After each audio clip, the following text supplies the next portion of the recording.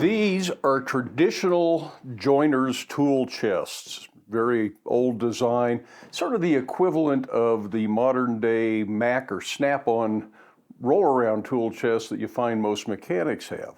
A craftsman could put their tools in these, know where all their tools are. Even in a shop with lots of people, everybody had their own chest, and they were transportable. I've always found this kind of tool chest to be really intriguing. I think they're really cool. They will swallow up a huge number of tools, but I don't necessarily find them to be the most convenient thing to work out of. And I'll talk more about that before the end of the video. But I thought we'd take a tour of these two chests and see what's in them. Now, my main tools are not in these chests anymore. I've tried working out of them as a place to store my tools I might use day to day.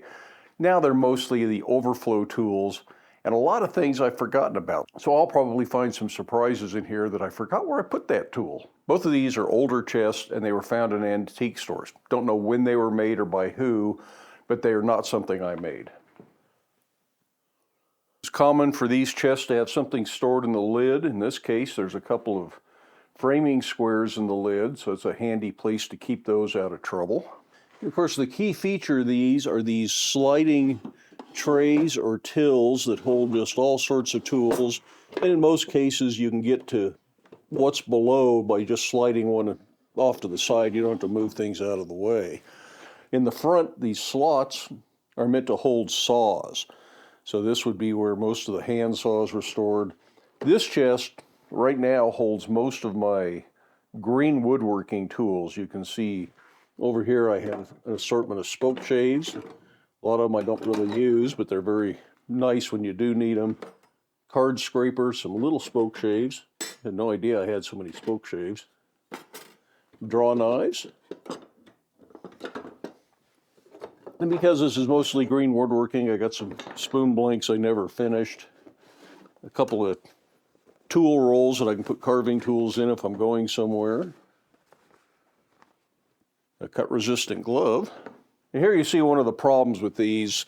The tills don't always slide properly, especially in these old ones that have had some swelling and shrinking over the years.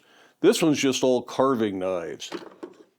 Various straight carving knives from different people, some of them that I've made, others that I've just acquired through barter. Always like that one. Somebody in, I think it was Sweden, made that. I traded them a tool for that, and they did this carved handle for me. There's one I made with a birch bark sheath. And then there are curved carving knives of various sorts. It's amazing how these things have collected over the years as I try different people's knives. I'm going to go ahead and take these out so I can see better into the bottom.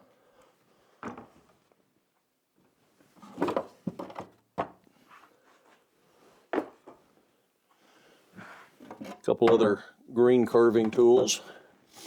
And down here is pretty much just axes and adzes. I have some adzes that I've made.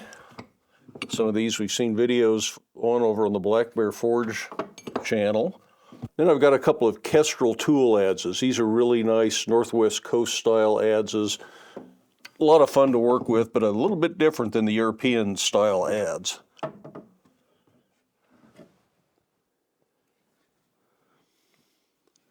More tool rolls. Most of the tool rolls are empty at the moment. A vintage hand-forged adze, more of a carpenter's adze, and an assortment of axes and hatchets, things like that. These are just tools that needed a place to live. Some of them need repair work. This natural wood chest is the first one I acquired, and it did not have a saw till in the front of it.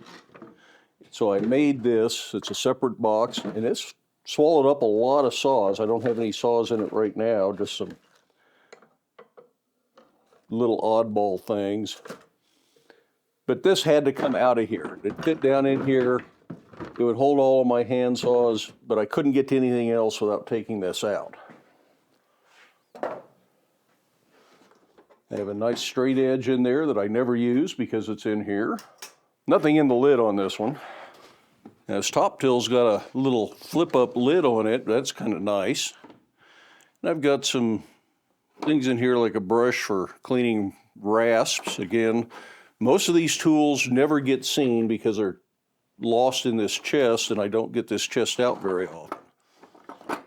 Got an awl, a screwdriver I made just for adjusting hand planes, tape measure, a few pairs of dividers, a very nice little Vesper Tools adjustable bevel, and a matching square. These are some really nice tools, and I regret that they are lost in here. I just don't have another place to keep them at the moment. Again, we're going to talk more about that before the video is over.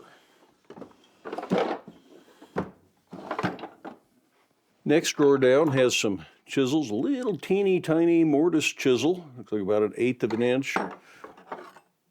Socket chisel, handle fell off of.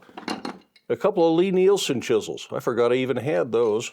Told you there'd be surprises in here. Cutters for router planes. Again, something I forgot I had. Some little mini planes. These are kind of cute, but not very useful. I don't mind them being lost in here.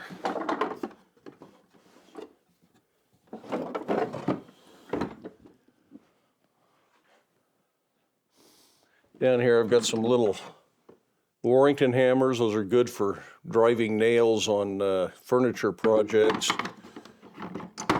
This isn't a cross peen like a blacksmith's. That's so you can hold a nail and actually get between your fingers instead of smashing your fingers with the head. So you can get a nail started and then turn it over and finish driving it. Little hand drill, that's handy. Some gimbals, or no, not gimbals.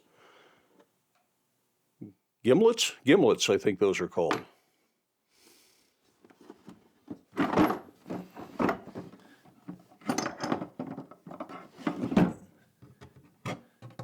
And down under this, if I can get, again, here's one of the problems. That hangs up.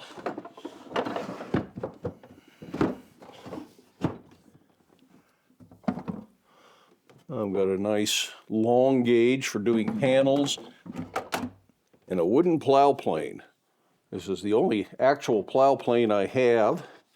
I would like a smaller metal one, but this is pretty darn nice, and I think the cutters are in here somewhere.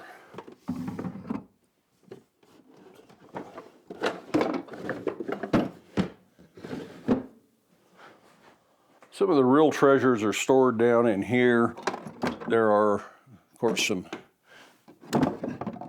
braces that I almost never use.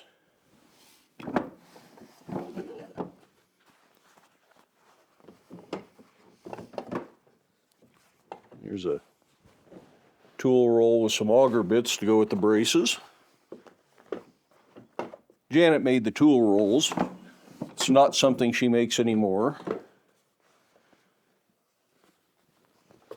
She didn't make this one. These bits came in this, just a odd assortment of shell bits and augers and some spoon bits and all sorts of different stuff to use in a brace. But down here are hollows and rounds. This is a half set of hollows and rounds, so they are matched. One hollow profile, one round profile, and it's every other one that you would normally get in a full set. And that's pretty typical, is just to have a half set of hollows and rounds and not a full set. There's a smallish slick chisel. I got it at an antique store on the Oregon coast once. Handle comes off of that and does not really stay, so you got to be careful with that.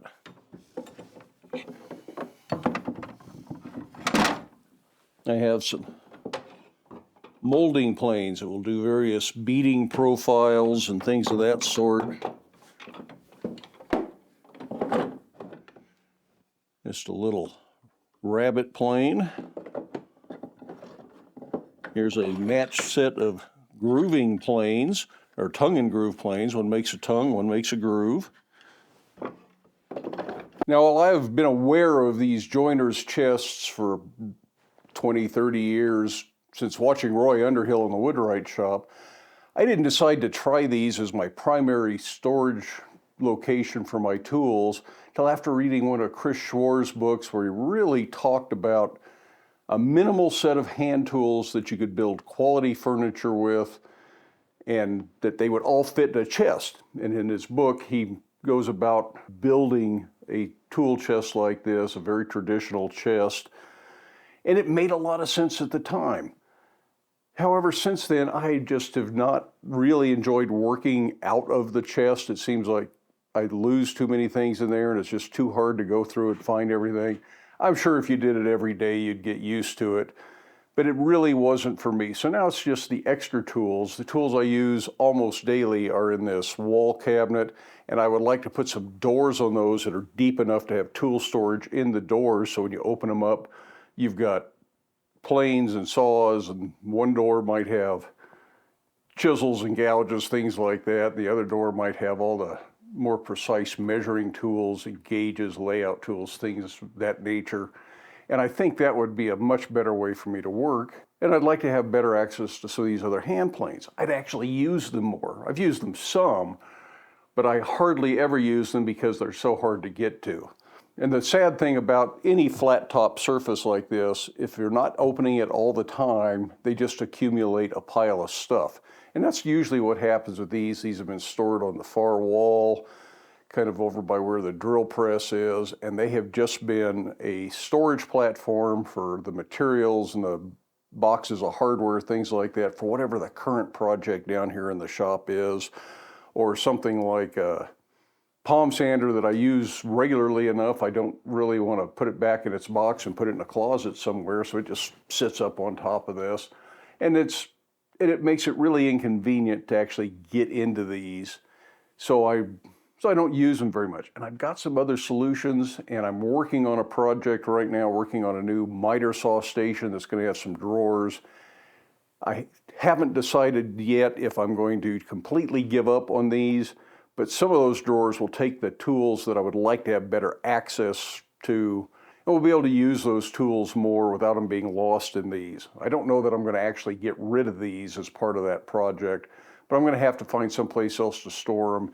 It's just a place to store tools that are kind of collectible, but not tools I actually use. So if you've been curious about what's in these old tool chests, I hope that answers your question, and I hope you enjoyed the video. We'll see you for the next one.